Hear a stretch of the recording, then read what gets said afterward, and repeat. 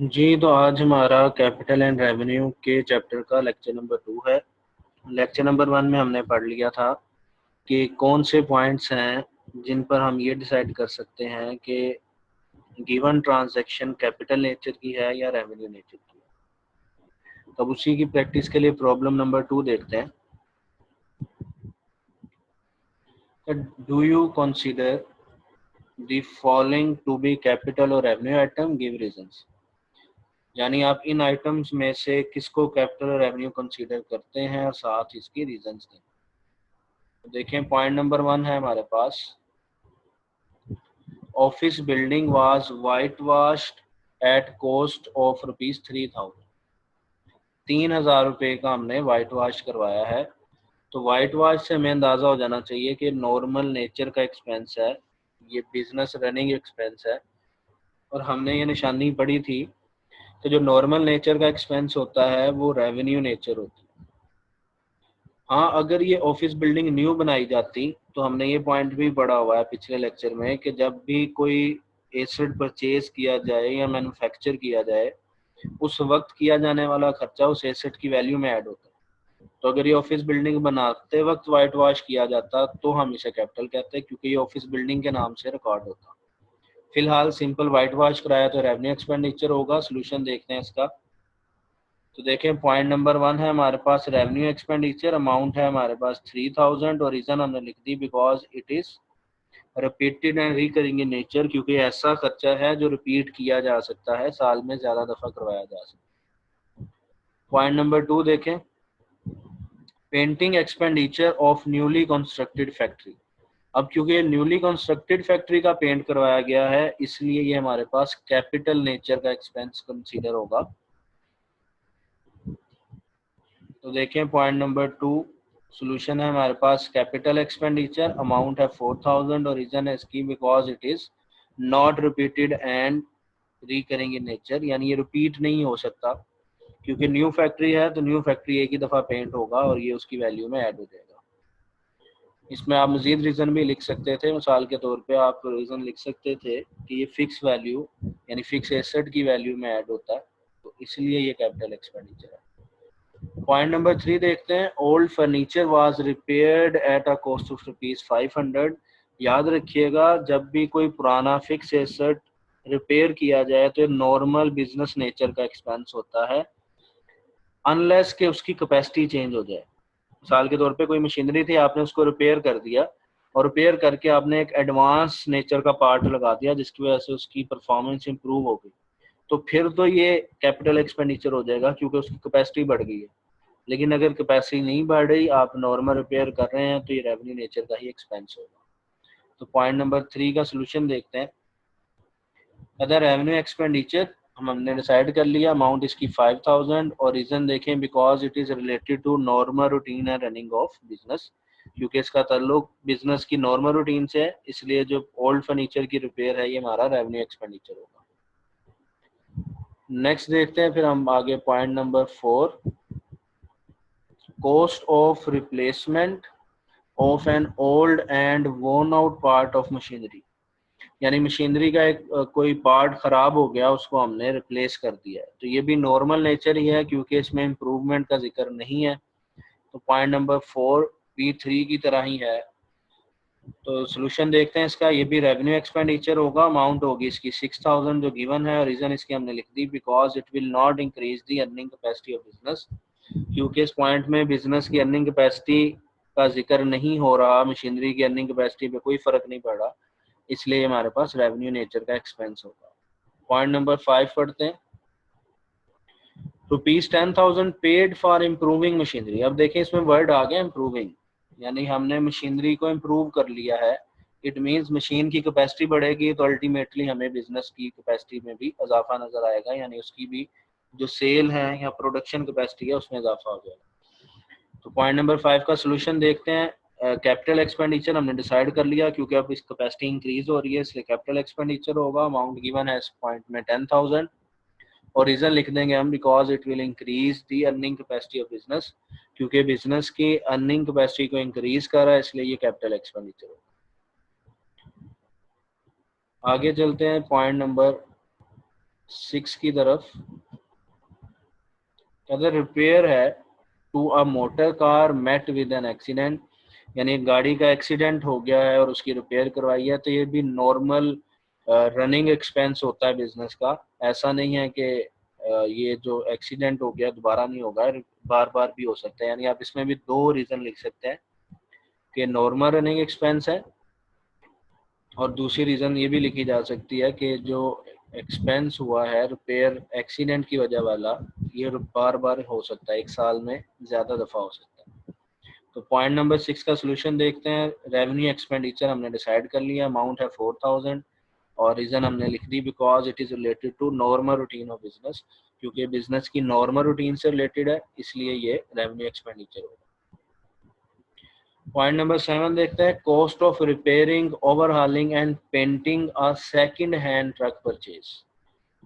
ये पुराना motor truck तो है, लेकिन ये हमने खरीद कर किया है, यानी जब तक अब हम ये खर्चा नहीं करेंगे ये ट्रक अच्छी वर्किंग कंडीशन में नहीं आ सकता। तो ये हमने कॉन्सेप्ट क्वेश्चन नंबर 1 पिछले लेक्चर में ही पढ़ लिया था कि जो खर्चा हम एसेट के खरीदते वक्त करते हैं वो उसी एसेट की नेचर पे रिकॉर्ड होता है। अब क्योंकि ट्रक फिक्स एसेट है, इसलिए जो पेंटिंग रिपेयरिंग कर रहे हैं ये खरीदते वक्त किया है, तो ये खर्चा इस एसेट की वैल्यू में ऐड होगा, और जो भी खर्चा फिक्स एसेट के नाम से रिकॉर्ड हो हमारा कैपिटल एक्सपेंडिचर होता है। हाँ, अगर यहाँ पे वो परचेज का वर्ड ना लिखता, सिंपल लिख देता है कि ट्रक को रिपेयर किया है, ओवरहाल किया है, तो फिर ये हमारा रेवेन्यू एक्सपेंडिचर होता। तो पॉइंट नंबर 7 का सोल्यूशन देखते हैं। हमने डिसाइड कर लिया है कैपिटल एक्सपेंडिचर है, अमाउंट है इसकी 2000, और रीजन हमने लिख दी because it is related to purchase of fix asset that is truck. Next point है हमारे पास point number 8, an additional room was constructed at a cost of rupees 15,000, 15,000 रुपये लगा के एक हमने इजाफी कमरा बनाया। तो जो कमरे के बन जाना है ये बिल्डिंग की वैल्यू को इंक्रीज कर देता है। वैसे भी जो रूम है, बिल्डिंग है, ये फिक्स एसेट होता है, इसलिए ये भी हमारा कैपिटल एक्सपेंडिचर होगा। तो पॉइंट नंबर 8 का सोल्यूशन देखते हैं। कैपिटल एक्सपेंडिचर है, अमाउंट है 15,000, और रीजन आ जाएगी because it is related to fix asset and its benefit is for more than 1 year, और इसका फायदा 1 साल से ज्यादा है। पॉइंट नंबर 9 देखते हैं।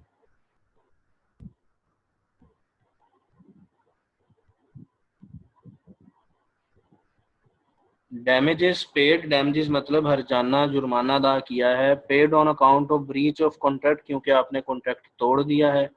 टू सप्लाई सर्टेन गुड्स, यानी चीज़ें सप्लाई करने का मुआहिदा था आपका, वो आपने तोड़ दिया, जिसकी वजह से आपको जुर्माना अदा करना पड़ा।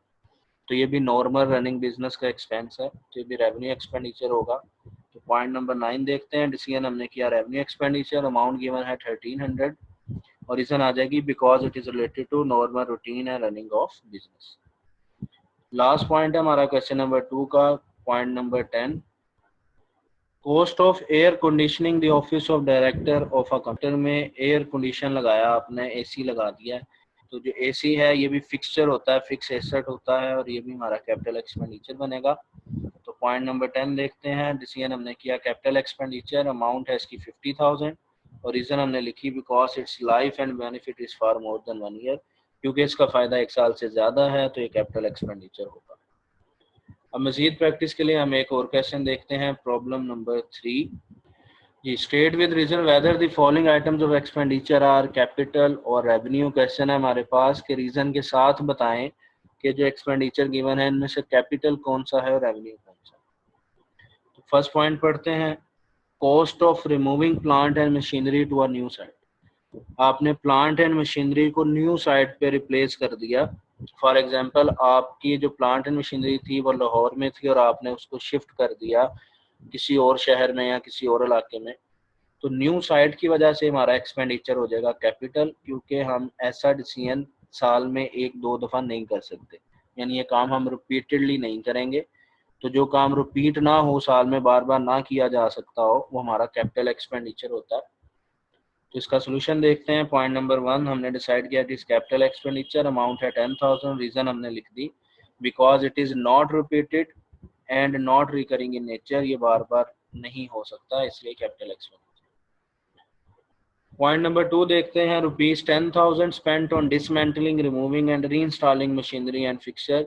इस पॉइंट में भी वैसा ही जिक्र है जिस तरह पॉइंट नंबर 1 में था कि हमने मशीनरी को डिसमेंटल किया है, यानी निकाला है जहां लगाया हुआ था, रिमूव किया, वहां से हटा दिया, री इंस्टॉल और दोबारा लगा दिया। तो क्योंकि यहाँ पे न्यू साइड का जिक्र नहीं है तो इसको हम कहेंगे ये रेवेन्यू एक्सपेंडिचर है। क्योंकि बाज़ दफ़ा क्या होता है कि बिजली के इशू की वजह से इलेक्ट्रिसिटी नहीं आ रही है, पॉइंट ख़राब हो गया है, तो हम मशीनरी को एक रूम से उठा के दूसरे रूम में लेके जाके लगा देते हैं। तो ये नॉर्मल रनिंग एक्सपेंस है अगर हम साइट चेंज नहीं कर रहे तो, इसलिए ये हमारा रेवेन्यू एक्सपेंडिचर होगा। तो पॉइंट नंबर 2 देखें, it is revenue expenditure, amount इसकी भी 10,000 है, रीजन हमने लिख दी because it is repeated and recurring in nature, क्योंकि ये काम बार बार हो सकता है, इसलिए ये रेवेन्यू एक्सपेंस होगा। पॉइंट नंबर 3 देखते हैं, cost of redecorating a cinema hall. Cinema hall की रीडेकोरेशन की है तो ये भी नॉर्मल रनिंग एक्सपेंस है।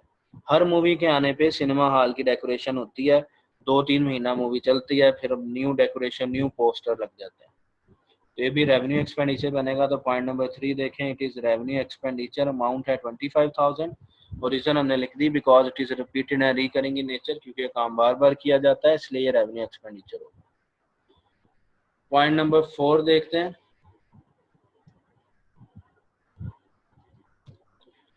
जी, cost of putting up a gallery in a cinema hall. अब हमने गैलरी बना दी है। गैलरी मीन्स कि अगर पहले कैपेसिटी सिनेमा हॉल की 100% की थी, 100 लोग बैठ के मूवी देखते थे, तो अब जो है गैलरी बन जाने की वजह से मे बी 10 से 20 चेयर्स की सीटिंग ज़्यादा लग गई। इट मीन्स के सिनेमा हॉल की अर्निंग कैपेसिटी बढ़ गई है, इसलिए कैपिटल एक्सपेंडिचर अब बन जाएगा हमारे पास। तो पॉइंट नंबर 4 देखें, it is capital expenditure, amount 30,000 और रीज़न है because it will increase the earning capacity of business, क्योंकि इससे बिजनेस की कैपेसिटी बढ़ जाएगी, इसलिए ये कैपिटल एक्सपेंडिचर है। आगे चलते हैं हम अपने पॉइंट नंबर 5 की तरफ, premium paid on redemption of debenture. Debenture के रिडम्पशन के लिए प्रीमियम अदा किया गया। प्रीमियम मीन्स होता है इजाफी पैसे अदा करना, रिडम्पशन मतलब कैंसिलेशन, डिबेंचर के पैसे वापस करना। तो क्योंकि डिबेंचर हमारी लॉन्ग टर्म लायबिलिटी होती है, ये मोर देन नॉर्मली 5 ईयर से ज़्यादा की इन्वेस्टमेंट, नॉर्मली ये 5 साल, नॉर्मली ये 5 साल से ज़्यादा के कर्जे के लिए डिबेंचर इशू किया जाता है। इट मीन्स हमारे पास कैपिटल एक्सपेंडिचर बनेगा। और वैसे भी एक पॉइंट नंबर 5 देखते हैं इसका सोल्यूशन। पॉइंट नंबर 5 का सोल्यूशन देखते हैं, it is capital expenditure, amount है 2300 because its life and benefit is far more than 1 year, क्योंकि इसकी लाइफ और बेनिफिट 1 साल से ज्यादा है, इसलिए कैपिटल एक्सपेंडिचर बनेगा। पॉइंट नंबर 6 है, cost of attending the mortgage. Mortgage के भी एक कर्जे की किस्म है जिसमें हम कोई प्रॉपर्टी के कागजात या इमूवेबल प्रॉपर्टी रखवा के हम कर्जा लेते हैं। नॉर्मली इसका जो एग्रीमेंट टाइम पीरियड है मॉर्टगेज का, ये भी 1 साल से ज्यादा होता है, इसलिए ये भी हमारे पास बनेगा कैपिटल एक्सपेंडिचर। तो पॉइंट नंबर 6 का सोल्यूशन देखते हैं, डिसीजन कर लिया हमने कैपिटल एक्सपेंडिचर, अमाउंट 2300, रीजन है इसकी because its life and benefit is for more than 1 year, इसका फायदा भी 1 साल से ज्यादा है। पॉइंट नंबर 7 पढ़ते हैं, commission paid on issue of debenture. फिर से डिबेंचर के इशू करने पे खर्चा किया जा रहा है, इट मीन्स इसकी लाइफ और इसका फायदा फिर से 1 साल से ज्यादा होगा, तो ये भी कैपिटल एक्सपेंडिचर बनेगा। तो नंबर 7 का सोल्यूशन देखते हैं, डिसीजन है हमारा ये कैपिटल एक्सपेंडिचर है, अमाउंट है 2000 और रीजन है because its life and benefit is for more than 1। Point number 8, compensation paid to director for loss of his office. फिर नॉर्मल बिजनेस का एक्सपेंस है, यानी डायरेक्टर को ऑफिस में काम करते हुए कोई नुकसान हुआ जिसकी हमने कंपनसेशन पे की, जिसके हमने पैसे अदा किए, तो ये नॉर्मल रूटीन का एक्सपेंस है, इसलिए रेवेन्यू एक्सपेंडिचर बनेगा। तो पॉइंट नंबर 8 देखें, डिसीजन किया हमने रेवेन्यू एक्सपेंडिचर, अमाउंट है 5000, रीजन लिख दी because it is related to normal routine of business. Point number 9, compensation paid to workers for termination of service, यानी एक वर्कर को आपने जॉब से निकाल दिया और फिर उसे कंपनसेशन, जुर्माना, हर्जाना अदा किया। तो देखिए अब ये वन टाइम एक्सपेंस बन गया है। अगर आप वर्कर को टर्मिनेट कर देते हैं, निकाल ही देते हैं, इट मीन्स अब ये बार बार काम नहीं हो सकता एक वर्कर के साथ। इट मीन्स हमारा कैपिटल एक्सपेंडिचर बन जाएगा क्योंकि वन टाइम एक्सपेंस हो जाएगा। तो पॉइंट नंबर 9 देखें, सोल्यूशन है इसका, कैपिटल एक्सपेंडिचर है, अमाउंट है 3000 और रीजन है इसकी because it is not repeated and not recurring in nature, ये बार बार नहीं कर सकते। पॉइंट नंबर 8 में देखें कंपनसेशन ही पे की गई थी और पॉइंट नंबर 9 में भी कंपनसेशन पे है, यानी जुर्माना हम पैसे अदा कर रहे हैं, लेकिन फ़र्क क्या था कि 9 में टर्मिनेशन आ गया जिसकी वजह से हमने अपना डिसीजन रेवेन्यू की बजाय कैपिटल कर लिया। पॉइंट नंबर 10 देखते हैं, इसमें भी कंपनसेशन का जिक्र है। The compensation paid to person injured by company's car, एक पर्सन है जो कंपनी की गाड़ी से जख्मी हो गया, उसको हमने जुर्माना हर्जाना अदा किया है, तो ये रेवेन्यू एक्सपेंडिचर बनेगा क्योंकि गाड़ी से पर्सन का इंजर्ड हो जाना ये नॉर्मल रूटीन का काम है और ये ऐसा काम है जो एक साल में एक से ज़्यादा दफ़ा पॉसिबल है कि हो सकता है, इसलिए ये हमारा रेवेन्यू एक्सपेंडिचर बनेगा। तो डिसीजन देखें, point number 10 revenue expenditure, amount है 5000 और रीजन लिख देंगे because it is repeated and recurring in nature, क्योंकि बार बार ज़्यादा दफ़ा हो सकता, इसलिए ये हमारा बनेगा रेवेन्यू एक्सपेंडिचर। यहाँ तक हमारा लेक्चर था जिसमें हमने कैपिटल रेवेन्यू आइटम्स के लिए प्रैक्टिस के लिए मज़ीद 2 क्वेश्चंस को डिस्कस किया। अब नेक्स्ट लेक्चर में मज़ीद 2 क्वेश्चंस को डिस्कस करें।